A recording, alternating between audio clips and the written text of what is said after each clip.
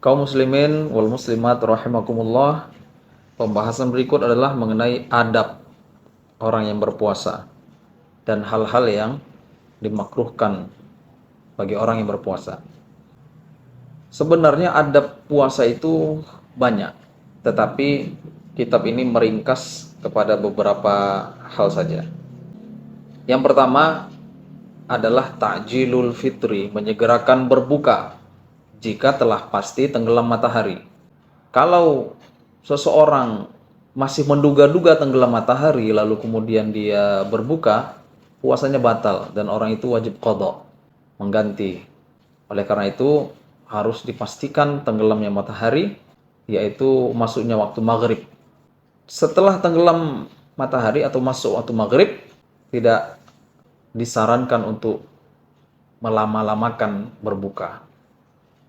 Segeralah berbuka, walaupun hanya dengan sebutir kurma atau seteguk air. Itu kesunahan yang dianjurkan ya. Adab orang yang berpuasa yang pertama. Yang kedua, as-sahur. Arti sahur itu adalah makan ya. Sahur. Nabi Shallallahu Alaihi Wasallam memerintahkan kita untuk makan sahur. Diriwayatkan oleh Imam Bukhari dan Imam Muslim, anna Nabiyya Shallallahu Alaihi Wasallam qala tasahharu fa inna fis sahuri barakatan. Bersahurlah kalian, sesungguhnya dalam sahur itu ada keberkahan. Adab yang ketiga adalah takhirus sahur, mengakhirkan sahur. Nah, jadi sahur itu nomor 2 tadi tersendiri, yaitu makan. Adapun memperlamanya itu ketentuan yang lain lagi. Apa ukuran memperlama sahur itu? Sebaiknya makan sahur itu beberapa saat sebelum masuk waktu subuh. Adapun dalil tentang dianjurkannya memperlama makan sahur itu adalah sabda Rasulullah SAW, di mana Nabi bersabda, la tazalu ummati bi khairin ma ajjalul iftar wa akharus sahur.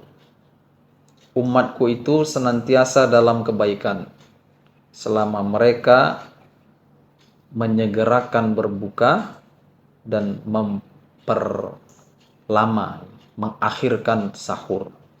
Kemudian yang keempat, adab orang yang berpuasa itu adalah tarkul hujri minal kalam, meninggalkan kata-kata yang keji, seperti memaki, berbohong, ghibah, menceritakan orang, menceritakan aib orang, wan namimah, mengadu domba.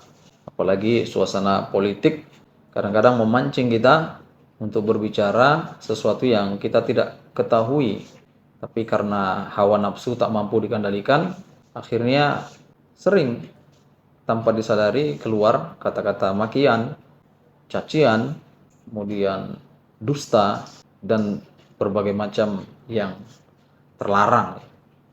Perbuatan yang disebutkan tadi itu meski tidak berpuasa, hukumnya dilarang. Apalagi jika dilakukan ketika berpuasa, maka akan menyebabkan puasanya itu tidak mendapatkan pahala. Dari mana dasar kita mengatakan itu? Ada riwayat dari Imam Bukhari an Abi Hurairah radhiyallahu anhu qala, dari sahabat Nabi Abu Hurairah, semoga Allah meridhoinya, dia berkata, qala Rasulullah sallallahu alaihi wasallam, man lam yada' qaulaz zur wal 'amala bihi falaysa lillahi hajatun fi ayyada'a ta'amahu wa syarabah.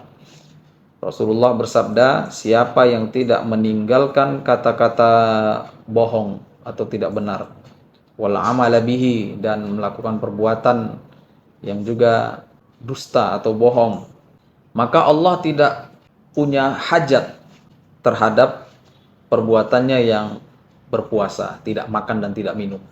Jadi tidak dibutuhkan Allah seseorang itu berlapar-lapar dan berhaus-haus jika ia tidak meninggalkan kata-kata dusta dan juga perbuatan yang tidak berfaedah. Kemudian adab yang kelima, al-ightisalu 'anil janabah qabla al-fajr. Jika dalam keadaan junub, maka disunnahkan untuk mandi untuk mengangkat hadas besar sebelum masuk waktu subuh. Adapun puasa orang yang dalam keadaan junub, maksudnya ketika terbit fajar seseorang itu dalam keadaan junub, sudah masuk waktu subuh, dia belum mandi wajib, maka puasanya sah. Hal ini berdasarkan hadis yang diriwayatkan oleh Imam Bukhari, anna Nabiyya sallallahu alaihi wasallam kana yusbihu junuban min jima'in ghairi ihtilamin thumma yaghtasilu wa yasumu. Bahwa Nabi sallallahu alaihi wasallam ketika subuh dalam keadaan junub yang disebabkan karena bercampur. Lalu baginda Rasul mandi dan berpuasa.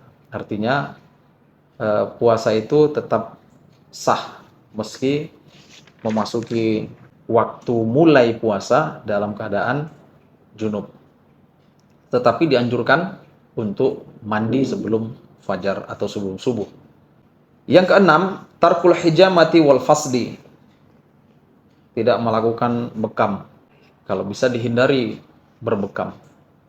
Namun jika hajat untuk berbekam, maka tidak membatalkan puasa akibat perbuatan bekamnya itu.